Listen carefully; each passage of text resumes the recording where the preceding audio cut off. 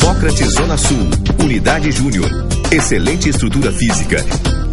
Experiente corpo docente, língua inglesa com carga horária diferenciada. Aqui trabalhamos os campos cognitivos, afetivos e motor, estimulando competências e habilidades que são a base de toda a aprendizagem. Pois acreditamos que uma escola se faz com razão e emoção. Hipócrates Júnior, uma escola feliz. Fone 3206-7729.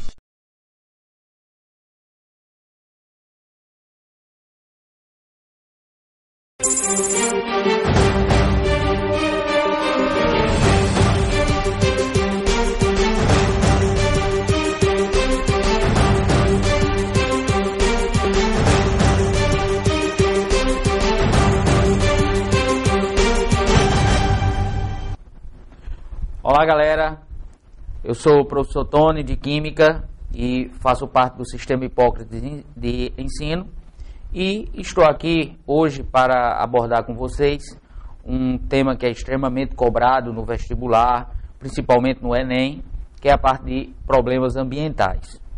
Depois que a gente terminar essa abordagem sobre esse tema, aí nós vamos resolver algumas questões relacionadas a ele.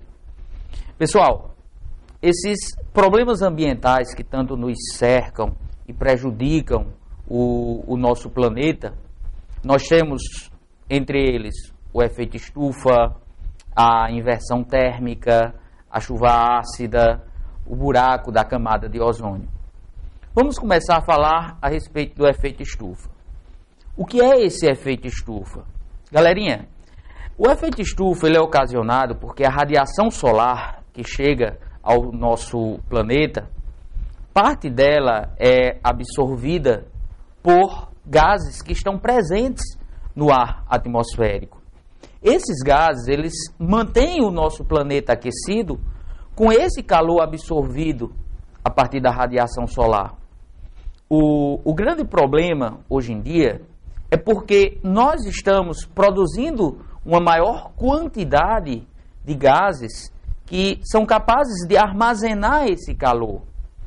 O efeito estufa, ele não é ruim. O efeito estufa, ele é bom, porque é esse efeito estufa que vai fazer com que o nosso planeta se mantenha aquecido. E, por exemplo, à noite a temperatura não caia tanto. Os gases que conseguem armazenar esse calor, os principais são o gás carbônico, que é o CO2, o gás metano, que é o CH4, o vapor de água. Eles conseguem armazenar esse calor. O grande problema hoje, como eu já falei, é porque hoje em dia nós estamos produzindo mais gás carbônico. As queimadas elas liberam dióxido de carbono. Os veículos que usam esses combustíveis fósseis, eles liberam dióxido de carbono. Então, constantemente nós estamos lançando ao ar o dióxido de carbono. E esse aumento dessa concentração de dióxido de carbono no ar vai armazenar mais calor, nosso planeta vai ficar mais tempo aquecido, consequentemente, eu tenho um maior tempo aquecido, o que é que ocasiona? Derretimento de geleiras, vai ocorrer a elevação do nível da água do mar. Então, isso provocado por um maior tempo do nosso planeta que vai passar aquecido. Então, esse efeito estufa, quem vai diminuir o efeito estufa absorvendo o gás carbônico? As plantas. O problema, galerinha, que as plantas, elas absorvem o CO2 no processo de fotossíntese, mas o problema é que nós estamos desmatando. Então, nós estamos tirando de circulação quem ia absorver o CO2, e além disso, ainda estamos realizando queimadas, produzindo mais CO2. Então, esse aquecimento global, ele está só aumentando. Outro problema ambiental é a chuva ácida. A chuva ácida, galerinha, ela é provocada por óxidos ácidos que são jogados no ar atmosférico. Nós lançamos no ar, com a queima dos combustíveis fósseis, óxidos de enxofre, óxidos de nitrogênio, dióxido de carbono. E esses óxidos, quando ocorre a chuva e o ar está poluído com esses óxidos, O que é que ocasiona? Ocasiona que a água da chuva em contato com esses óxidos, ela vai reagir e isso vai formar ácidos, diminuindo mais ainda o pH da água da chuva, que a água da chuva, naturalmente, ela é ligeiramente ácida por causa do gás carbônico, mas esses óxidos ácidos, dióxido de enxofre, trióxido de enxofre, os óxidos de nitrogênio, eles tornam a água da chuva bem mais ácida e isso ocasiona problemas destruindo monumentos, destruindo plantações, matando peixes e isso em função dessa poluição atmosférica que quando ocorre a chuva dá a formação da chuva ácida. Outro problema ambiental, galerinha, é a inversão térmica. Num dia normal, vamos dizer assim, numa cidade que está poluindo aí o ar atmosférico, o ar poluído, ele vai se dispersando naturalmente. Porém, em épocas frias, o que é que acontece? Em épocas frias, o ar próximo às casas, ele está frio. E a poluição vai ficar ali dispersa nesse ar frio. E o que é que ocasiona? Quando se forma uma camada de ar quente sobre esse ar frio, essa camada de ar quente, ela impede que esses gases poluentes, eles sejam dispersados no ar. E isso vai causar problemas respiratórios, problemas de saúde, em função desses gases que estão aprisionados devido a essa inversão térmica. Porque o natural, o normal, seria esses poluentes se dispersarem, porém, o que acontece é que em dias frios, nós temos esse aprisionamento dessa camada de ar frio, quando uma camada de ar quente é formada na superfície. E o último problema ambiental é a respeito do buraco na camada de ozônio.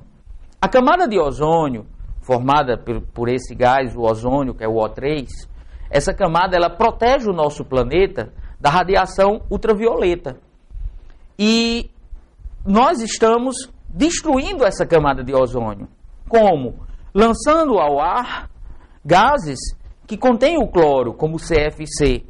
O CFC, ele contém o cloro, que o cloro ele chega a atingir aí essa camada de ozônio, e ao atingir essa camada de ozônio, um simples átomo de cloro, da molécula do CFC, consegue destruir em torno de 10 mil moléculas de ozônio. Então, o que é que vai ocorrer? A destruição dessas moléculas do ozônio está provocando a formação de buracos. E a radiação UV consegue passar, atingir aqui a nossa atmosfera, nos atingir e ocasionar o que nós temos hoje com grande intensidade, problemas de câncer de pele, em função dessa maior incidência da radiação UV. Então, são esses 4 problemas ambientais que nós temos que lembrar, galera, para a prova do vestibular, para a prova do Enem, tá? Então, agora nós vamos resolver 2 questõezinhas a respeito dessa parte de problemas ambientais.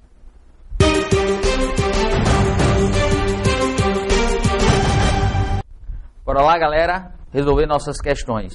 Primeira questão, nós temos aí o seguinte: um veículo movido a gasolina lança no meio ambiente gases como o dióxido de carbono, o dióxido de enxofre e vários óxidos de nitrogênio, que contribuem para o agravamento de problemas ambientais.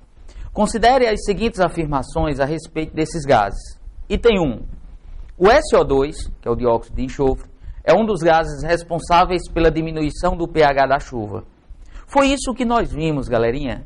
O SO2, que ele é um óxido ácido, quando ocorre a chuva e ele está presente no ar atmosférico, ele reage com essa água da chuva e dá origem a um ácido, tornando a água da chuva mais ácida e, consequentemente, diminuindo o pH, aumentando aí a acidez. Então, o item 1 é um item verdadeiro. O item 2, nós temos o seguinte: CO2 contribui para o aumento do efeito estufa. Exatamente como nós vimos, galerinha, que é o CO2 um dos principais responsáveis por armazenar calor gerando aí esse efeito estufa. Então o item 2 é verdadeiro. O item 3 diz o seguinte: os óxidos de nitrogênio são responsáveis por danos à camada de ozônio. Galera, gases responsáveis por danos à camada de ozônio são gases do cloro, como o CFC. Então, não são os óxidos de nitrogênio, são óxidos, são compostos do cloro responsáveis por destruir a camada de ozônio. Então, no item 3 eu tenho um item falso. Então, nós temos correto aí, galerinha, o item 1 e o item 2. Alternativa correta, letra B. Vamos lá, galerinha. Segunda questão aí para vocês. A queima dos combustíveis fósseis, carvão, petróleo, assim como dos combustíveis renováveis, etanol, por exemplo, produz CO2 que é lançado na atmosfera, contribuindo para o efeito estufa e possível aquecimento global. Por qual motivo o uso do etanol é preferível ao da gasolina? Vamos ver aqui, galera, por que o etanol é preferível o seu uso ao uso da gasolina? Veja bem, letra A diz o seguinte: o etanol ele é solúvel em água. Não, galera, não é pelo fato do etanol ser solúvel em água que ele é o fato de ele ser usado ao invés da... é preferível o seu uso ao invés da gasolina. Porque tanto o etanol como a gasolina, eles vão sofrer a combustão. Então, não é esse fato dele ser solúvel em água que ele é preferível ao invés da gasolina. A letra B diz o seguinte: o CO2 produzido na queima de combustíveis fósseis é mais tóxico do que aquele produzido pela queima do etanol. Não. O CO2 produzido na queima do etanol e da gasolina é o mesmo CO2. Então, não vai ser isso o motivo de eu usar o etanol. Na letra C diz: o CO2 produzido na queima da gasolina contém mais isótopos de carbono 14 do que aquele produzido pela queima do etanol. Não, galera, isso não é motivo para eu usar o etanol ao invés da gasolina. Na letra D diz: o CO2 é produzido na queima do etanol, foi absorvido recentemente da atmosfera. Justamente isso, galera. O CO2 que é produzido pelo etanol, ele é absorvido pela atmosfera para produzir quem? A cana-de-açúcar, que essa cana-de-açúcar gera a formação do etanol, produz o etanol. Então, alternativa, letra D, galera. Valeu, abração para vocês e até a próxima.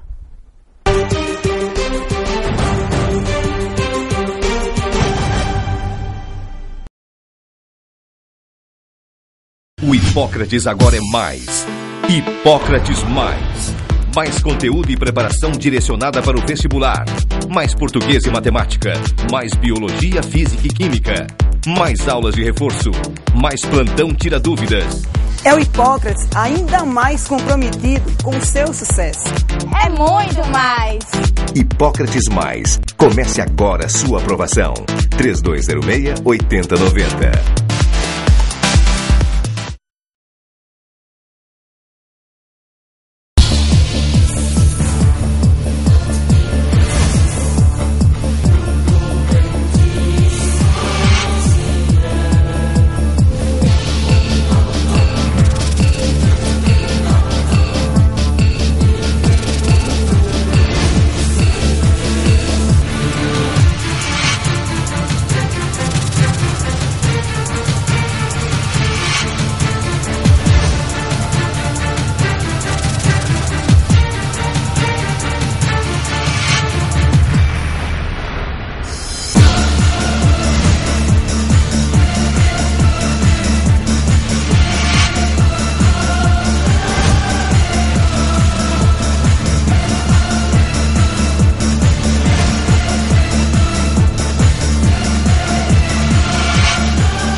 Hipócrates Zona Sul.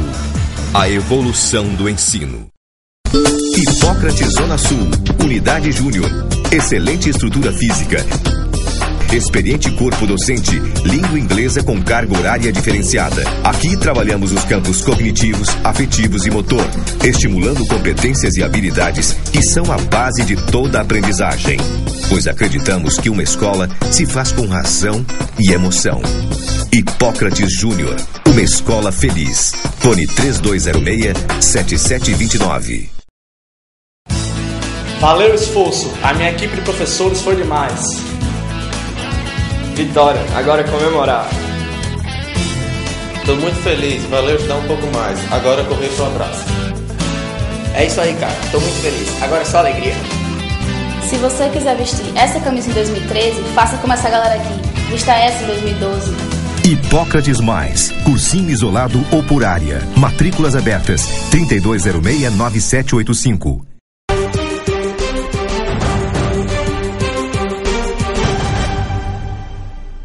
Olá, bom dia.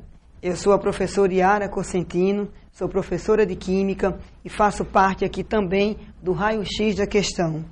E você que está ligado em UFRN, em Enem, a partir de agora vai ter que estar ligado na gente também. A gente vai estar dando dicas importantíssimas para vocês, tanto para o UFRN quanto para o Enem. E a minha primeira dica, ela vai para distribuição eletrônica em íons. É uma distribuição eletrônica, pode até parecer simples para alguns, mas que muita gente erra numa questão de vestibular se ela aparece. Por quê? Por conta da carga e a hora que o aluno vai fazer o acréscimo ou a retirada dessa carga na distribuição eletrônica. Tenha muito cuidado com o que eu vou falar para você agora. Primeira coisa, cátion é o íon positivo. É o íon que perdeu elétrons. Ânion é o íon negativo. É o íon que ganhou elétrons. Tanto faz o ganho ou a perda de elétrons, no caso do átomo se transformar em íons, ela ocorre na camada de valência, a partir da camada de valência. Então, se você, na hora que vai fazer a distribuição eletrônica de um íon, não tomar os cuidados que eu vou falar para você agora, você pode perder uma questão boba numa prova. Olha só, a distribuição do cátion, ele perdeu o elétron. Então, o que você deve fazer? Primeiro, pega o átomo, estado fundamental, ele sem carga, e faça a distribuição eletrônica. A partir da distribuição do átomo, é que você deve fazer a distribuição do íon. Você nunca faça a distribuição de um cátion direto. Olha o exemplo do ferro que eu vou mostrar para vocês. O ferro, ele tem número atômico 26. Vocês estão ligados que você precisa saber fazer o diagrama, né? Colocar as setinhas em diagonais, a forma correta, na sequência correta, porque senão você não vai conseguir fazer a distribuição direito. Onde tem S é S2, onde tem P é P6, onde tem D é D10 e onde tem F é F14. Agora vamos lá, ó. O ferro é 26, aí eu vou distribuir 26. Você vai fazer a distribuição seguindo o diagrama, 1S2, 2S2, 2P6, 3S2, 3P6, 4S2, 3D6. Essa é a distribuição eletrônica em subníveis do átomo do ferro. Eu não estou preocupado com o íon do ferro. Você pode pegar depois, para lhe dar uma margem de segurança maior ainda, você pega essa distribuição eletrônica e organiza em camadas. Camada 1, 2, 3, 4. Para quê? Para que você visualize com muita segurança a camada de valência. É nela que você vai tirar os elétrons. Aí, dois detalhezinhos antes. O último subnível na distribuição que você faz do diagrama é o subnível que lhe dá o elétron diferencial. Dá o elétron que você vai trabalhar os números quânticos, caso a questão peça para você, que é o último elétron na distribuição eletrônica. Quando você organiza a distribuição em camadas, você tem como última camada também a camada de valência, que é a camada mais externa da distribuição eletrônica. Caso seja necessário, você ainda pode até colocar a distribuição em camadas mesmo, camada K, L, M, somando os elétrons de cada camada. Então, vamos treinar o íon, que é a dica de hoje. Eu fiz a distribuição do átomo de ferro. Está perfeito aí. Agora, imagine que você está na prova e ele pediu a você a distribuição eletrônica do íon ferroso ou ferro 2. Primeira coisa que você faz, não vai esquecer do que eu estou dizendo para você. Distribua 26. Porque se você fizer aí, ó, 26 menos 2, 24, já falei para você, você vai errar e vai perder a questão boba. Então, você distribui 26. Distribuiu 26 seguindo o diagrama, igual a gente fez anteriormente. Olha, ó, 3P6, 4S2, 3D6. Não perdeu 2? Aonde é que ele perdeu os 2? Ele perdeu os 2 na camada de valência. E quem é a camada de valência dele? 4S2, que é a última camada. Então, você vai lá, ó, retira os elétrons da camada de valência. E aí você tem a distribuição eletrônica do íon ferroso ou do ferro 2. Professora, tudo bem, mas vai que essa distribuição aí fosse a distribuição, se ele tivesse pedindo na questão o ferro 3 ou íon férrico. Como é que eu me comportaria a partir daí? A camada de valência só tem 2 elétrons. Perfeito. Você tiraria os 2 do 4S2 e agora você chegava ali, ó, no 3D6 e tirava mais um. E no caso do íon férrico ou ferro 3, a distribuição seria 3P6, 3D5 e não 3D6. Tá bom? Agora, se a distribuição for de um ânion, aí fica mais simples. Porque no caso do ânion, você pode até somar direto, você não vai errar não. Olha só, o enxofre, ele tem número atômico 16, mas o íon do enxofre é o S2-. Então, 16 mais 2, 18. No caso do ânion, você pode somar essa carga ao número atômico e depois distribuir. Não tem problema nenhum. Você soma a carga ao número atômico e depois distribui. Lembre-se que quem forma ânion é o ametal, que tem distribuição terminada em P4, P5, P3. E a carga dele vai corresponder exatamente o que falta para P6. Então não vai ter mistério nenhum. No caso do ânion, você soma a carga ao número atômico e distribui. Agora, no caso do cátio, você primeiro distribui o átomo, para depois você fazer a distribuição do íon. Tá, beleza? Vamos juntar tudo isso agora, inclusive associar a essa distribuição o conjunto dos números quânticos. Vamos lembrar número quântico principal, secundário, magnético, número quântico de spin. Vamos associar tudo isso aí ao chamado elétron de diferenciação. Vamos responder 2 questõezinhas e juntar tudo isso. Vamos lá?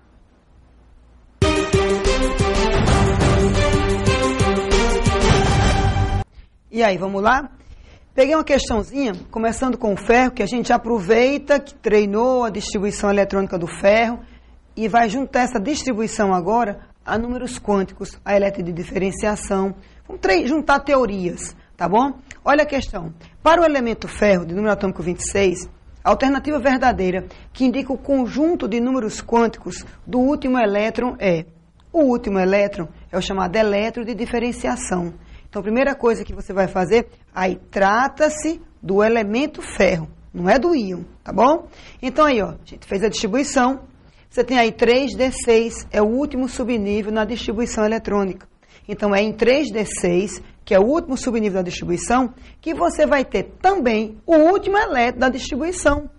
Então, você vai separar o 3D6, lembrar teorias que estão... digamos assim, acumuladas automaticamente. Subnível S tem 1 orbital, subnível P tem 3 orbitais, subnível D tem 5 orbitais e o subnível F tem 7 orbitais. Lembrem-se que o número de orbitais é a metade do número de elétrons de cada subnível, porque em um orbital você só pode ter no máximo 2 elétrons. Então vamos distribuir, ó, subnível D, 5 orbitais, distribui aí os 6 elétrons. Para dar o conjunto dos números quânticos, quais são? 4. Estão lembrados? N, que é o número quântico principal, diz a camada onde está esse elétron. 3D está na camada 3. L é o número quântico secundário. Ele indica para você o subnível onde o elétron se encontra. S, P, D, F. L é 0, 1, 2, 3. Está lembrado? SPDF 0123. O L é 2 porque o elétron está no subnível D. O M é o número quântico magnético, é o que vem aí embaixo do orbital, é o número que indica o orbital onde o elétron se encontra. No caso aí, é no orbital -2. E o S é o spin. Esse spin, ele é convencionado na prova.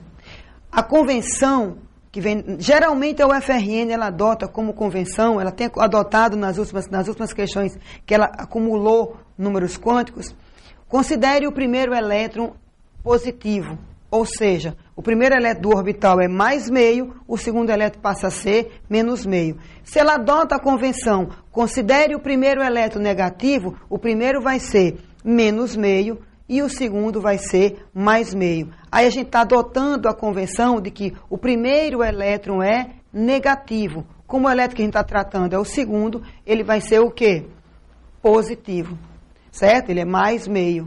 Então aí, ó, a questãozinha, o conjunto de números quânticos, 3, 2, menos 2 e mais meio. Tá bom? O número que indica o orbital, né, você chama o central de 0, para a direita é positivo, para a esquerda é negativo. Então aí, ó, segunda questão, também envolvendo números quânticos. Você tem aí, ó, considere a configuração eletrônica a seguir do átomo do oxigênio no seu estado fundamental. Você tem um S2, 2S2, o subnível P tem 3 orbitais. Botou aí, ó, PX2, PY1, PZ1, ou seja, 2P4, certo? Os números quânticos do último elétron, aí você vai lá, ó, 2P4, subnível P tem 3 orbitais. Para dar os 4 números quânticos, você tem, ó, N, a gente já viu, indica o nível ou a camada, está na camada 2. L é o subnível P, está lembrado? 0, 1, 2, 3. O L é 1. Aí, o orbital é o primeiro, é menos 1. E o spin está adotando a convenção de que o primeiro é negativo, como o elétron é o segundo, ele é positivo. Tá beleza? Gente, essa foi a minha primeira dica para vocês. Fiquem ligados no raio-x da questão, que dicas mais importantes ainda, cada aula tem dicas mais importantes para vocês. Um beijo grande e até a próxima, se Deus quiser.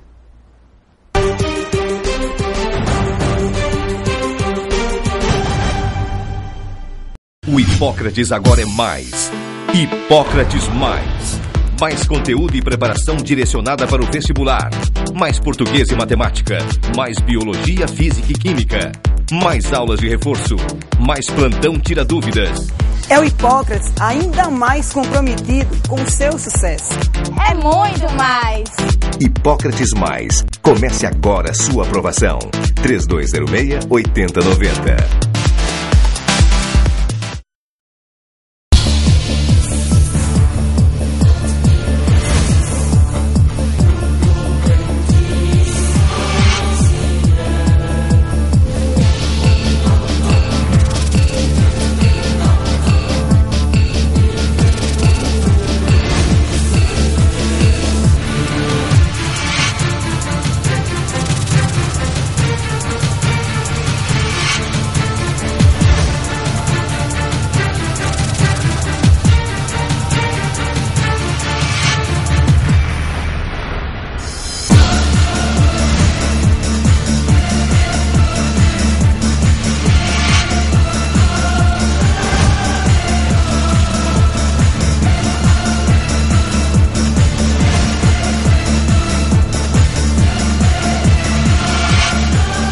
Hipócrates Zona Sul.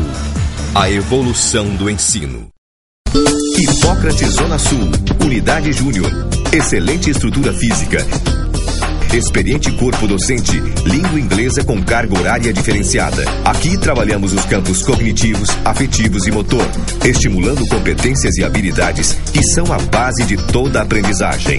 Pois acreditamos que uma escola se faz com razão e emoção. Hipócrates Júnior. Uma escola feliz. Fone 3206-7729. Valeu o esforço. A minha equipe de professores foi demais. Vitória, agora é comemorar. Tô muito feliz, valeu ajudar um pouco mais. Agora correr pro abraço. É isso aí, cara. Tô muito feliz. Agora é só alegria. Se você quiser vestir essa camisa em 2013, faça como essa galera aqui. Vista essa em 2012. Hipócrates Mais, cursinho isolado ou por área. Matrículas abertas, 320697.